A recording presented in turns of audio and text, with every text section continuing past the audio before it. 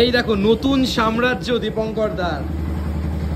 বাহ, মানুষ যখন একটা থেকে ছোট ছোট থেকে আরেকটা জায়গায় যেতে চায় না, সত্যি সবাইকে তাকে সাপোর্ট করা উচিত। এই দেখো, এই হচ্ছে আমেরিকান দাদার বিরিয়ানি।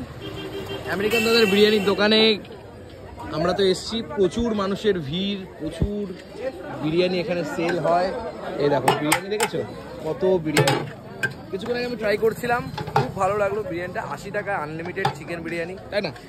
আর 150 টাকা মানে মাটন আনলিমিটেড হয়েছে। দিদি ভাই, আমাদের দীপঙ্কর দার বউ এবং আমাদের সাথে অপূর্ব এসে উমা আমাদের ছেড়েই খাওয়া শুরু করে দিয়েছে। কি ভাই, ব্যাপার স্যাপার কি? বিরিয়ানি চলছে, কেমন লাগছে? হেভি খেতে, সাবাস সাবাস। তাহলে আনলিমিটেড এখন বসে তো আনলিমিটেড খাওয়া দাওয়া চলবে তো নাকি? এইটুকু তো হবে না তো। যাই হোক, আমাদের সাথে রাহুল আছে। রাহুল ভাই কেমন আছিস? বেশ দাদা, ভালো আছি। বলো কেমন ভালো আছিস? হ্যাঁ। তারপর এখন তোর যে নতুন ধরনের কাজকে দেখে আমি সম্মান জানাই, খুব ভালো কাজ হচ্ছে। অনেস্টলি ফুড ব্লগিং এর কাছাকাছি পাশাপাশি তুই যে মানুষকে হেল্প করছিস, খুব ভালো খুব ভালো। আচ্ছা, দীপঙ্কর দা কোথায়? দীপঙ্কর দা ওখানে আছে, নতুন দোকানের উদ্বোধন। যাবে কি? চলো চলো তাহলে তো ঘুরে আসি আমরা। সরাসরি ওখানেই দেখা হচ্ছে নাকি? ওখানে দেখা হবে অ্যাবসলিউটলি। আচ্ছা, এইটা এই যে কত মানুষের ভিড় দেখো, কত লাইন। এটা কিন্তু আমেরিকান দাদা। এই দেখো, আমি তোমাদেরকে পুরো ভেতরটা দেখাই। এখানে সবাই বসে আছে, এখানে রান্না বান্না চলছে। আর এই হচ্ছে আমাদের দীপঙ্কর দা। দীপঙ্কর দা, একটা নতুন তুমি তো উনুন করেছিলে। হ্যাঁ। কোথায় উনুনটা? তুই দেখাবে নাকি আমাদের? কোথায় দেখি একটু উনুনটা। মানে দীপঙ্কর দা ছোট থেকে জার্নিটা কিভাবে, একটা ছোট্ট দোকান ছিল, পেটুক তার নাম ছিল, এখন সেটা আমেরিকান দাদায় পরিণত হয়েছে। এবং এই যে বাড়ি হওয়ার পর থেকেই এই যে জায়গাটা তৈরি হয়েছে। এইগুলো সব উনুন, ঠিক আছে? আচ্ছা, এগুলো সব উনুন। হ্যাঁ। কে আবার এখন জল কলের এইখানে একদম হাড়িতে ডিরেক্ট জল চলে আসবে, সেরকম পুরো ব্যবস্থা করা আছে। ডিরেক্ট একদম হাঁড়িতেই জল চলে আসবে। কি আবার ফেট দেবো এখানে। আচ্ছা, মনে হয় না যে একটা সময় আমার কিছুই ছিল না, কিন্তু আজকে নিজের জায়গায় দাঁড়িয়ে, তুমি তো আমেরিকায় গেছিলে, আমেরিকায় কাজ করতে, সংসারকে টাকা পাঠাতে হতো, সমস্ত কিছু করতে হতো। তোমার যে অর্ধাঙ্গিনী, সেও তোমার পাশে ছিল এবং তোমার বাড়ির লোকও তোমার সাপোর্টে ছিল। কিন্তু মনে হয় না এক সময় যে এত খাটনি করেছি, কিন্তু নিজের জায়গায় দেখো, নিজের জায়গায় মনে না, দেশ হচ্ছে নিজের জায়গা, আর বিদেশে কুকুর হয় না, মানুষ বলে না? তো তোমার মনে হয় না যে নিজের জায়গায় যে এত মানুষের ভালোবাসা তুমি পেয়েছো, সেটা তোমার কিরকম মনে হয়?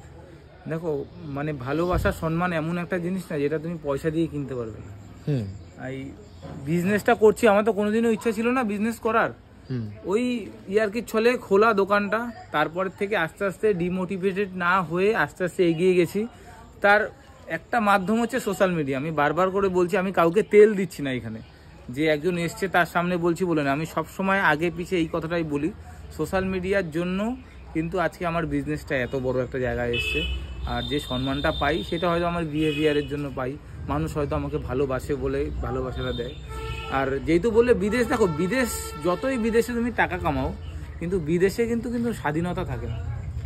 আমার দেশে বা আমার নিজের জায়গায় ব্যবসা করে আমি যখন তখন যেখানে খুশি চলে যেতে পারি।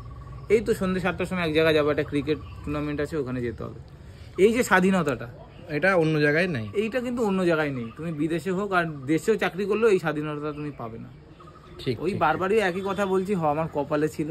এবার দেখো, বিষয়টা হচ্ছে আজকে আমার দোকানে এত লোক লাইন দিয়ে দাঁড়িয়ে খাচ্ছে বলে এইটা না যে আমার একটা আত্ম অহংকার হয়ে যাবে বা আমি নিজেকে কিছু ভেবে ফেলবো, তাহলে কিন্তু সেদিনকার থেকে আমার পতন শুরু হবে। আমাকে ফোকাস করতে হবে এই জায়গাটায় যে আজকে মানুষ আমার দোকানে খাচ্ছে, আগামী দিনেও যাতে খেতে খায়।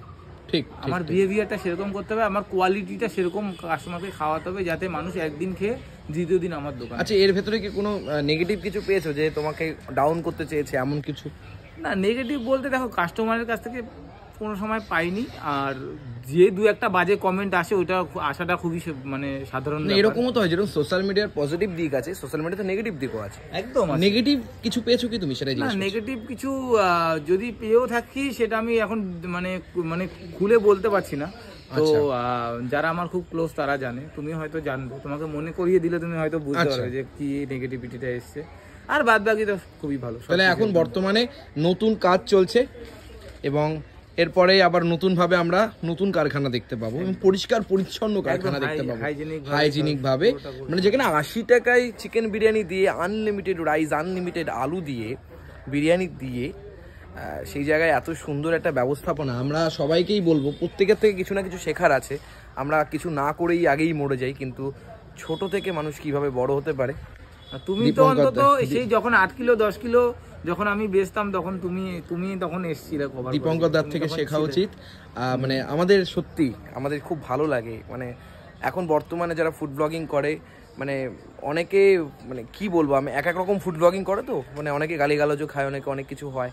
আমার মনে হয় দোকানদারকে তারা তো সাপোর্ট করছে, কিন্তু এমন কিছু করে দিও না যাতে দোকানদারদের সমস্যা হয়। কি একদম তাদেরকে সাপোর্ট করছো, তারা সামনের দিকে উঠেছে, অবশ্যই হওয়া উচিত, কিন্তু এমন কিছু করে দিও না তাদের এমন কিছু হয়ে যাক যে তাদের সংসার শেষ হয়ে যাক। তো thank you so much, thank you very much Dipankar the.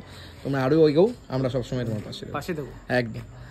American দাদার নতুন দোকান, এই দেখো নতুন দোকান আমেরিকান দাদা খুলছে। আমাদের দীপঙ্কর দা নতুন দোকানে আমরা তোমাদেরকে দেখাচ্ছি। এই দেখো নতুন সাম্রাজ্য দীপঙ্কর দার।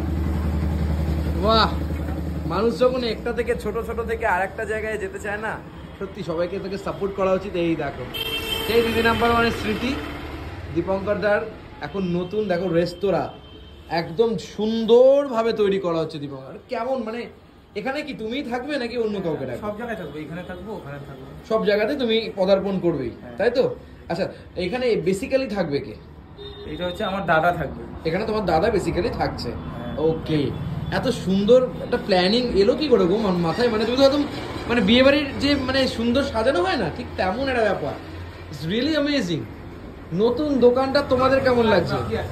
আচ্ছা কি কি এখন কি কি হবে? ওইখানে একটা কাউন্টার টেবিল হবে। আচ্ছা, আর এই মিটার বক্সটা ঢেকে দেওয়া হবে, কাচের যে এগুলো দিয়ে একটা সেলফ করা হবে। সেলফ হবে, এইখানে আমার যত অ্যাচিভমেন্ট আছে, ধরো এখানে ওইখানে ডাকলে যায় সেগুলো যেগুলো মেমেন্টগুলো তুমি দেবে। क्या बात। আর এইখানেও কি সেই একই দামে একই সবকিছু রাখবে? এখানে দামটা একটু বাড়বে, তবে এইটুখানি বলতে পারি আনলিমিটেড থাকবে। আর সাধারণ মানুষের সাধ্যের মধ্যে হবে, এইটুখানি বলতে পারি। একদম একটু হয়তো দাম বাড়বে, কারণ যেহেতু ভাড়া ওইখানে তো আমার ভাড়া লাগে না, এইখানে ভাড়া দিতে হবে একটা হাবড়ার মতন জায়গায়। তারপরে আরো অন্য আনুষঙ্গিক খরচা আছে। আচ্ছা, মানে এটা তুমি রেন্টে নিয়েছো তাই তো? রেন্টে নাও। আচ্ছা, কবে থেকে এটা কিন্তু ওপেনিং হবে?